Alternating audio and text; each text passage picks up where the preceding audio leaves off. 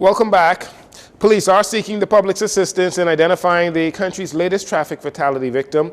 You may remember we reported that a female was struck by a red Honda vehicle in the area of Wolf Road and Palm Beach Street sometime around 12:20 a.m. this past Monday.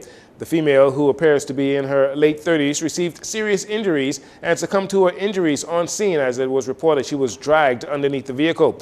Police say at the time of the incident, the woman was wearing a floral outfit and was on the northern side of Wolf Road when she was struck by the driver who was traveling west on Wolf Road.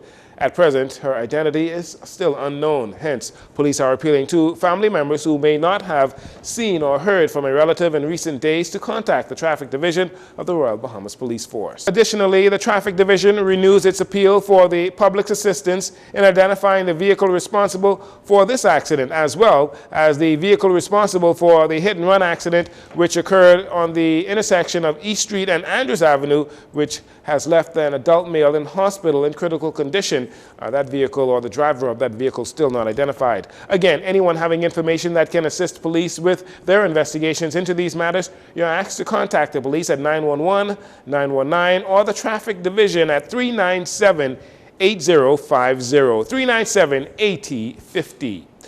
Police on Eleuthera confiscated 1 kilo of suspected cocaine on Thursday. Initial reports indicated that shortly before 1 p.m., officers attached to the Governor's Harbor Police Station, acting on intelligence, went to the French Leaves Beach, where the drugs have been, where the drugs were found, and the drugs have now been estimated to have a street value of $20,000, and they have been confiscated. No arrests were made in connection with this discovery.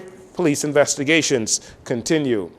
In addition to setting out the reasons why the Davis administration decided not to introduce the 2016 Gender-Based Violence Bill as opposed to the Protection Against Violence Bill 2023, which is now an act, Attorney General Senator Ryan Pinder, during his contribution in the Senate on Wednesday, sought to clear up the government's approach to tax concessions for nonprofit organizations that assist victims of violence. He says those mechanisms are still available in the Protection Against Violence Act.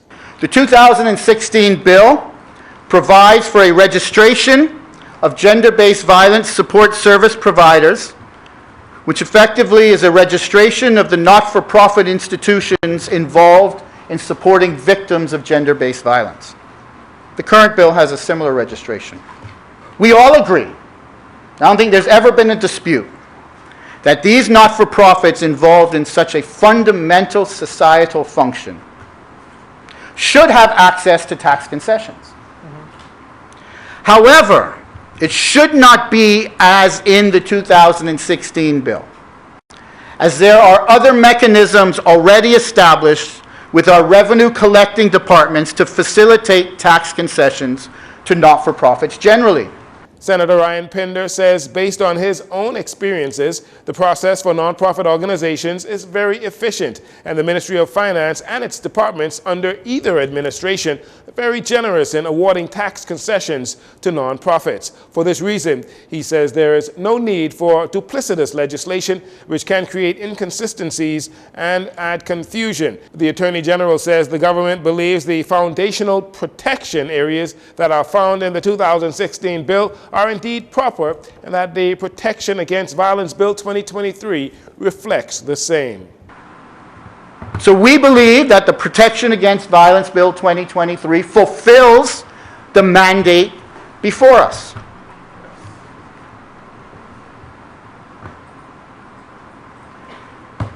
Madam President, the general objectives of the Protection Against Violence Bill 2023 are to, 1, provide a national strategy to prevent and respond to violence by promoting a multidisciplinary approach to community and services to assist victims and manage offenders.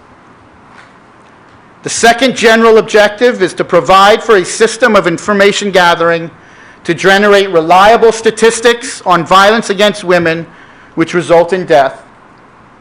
And thirdly, compliance with regional and international human rights treaty obligations.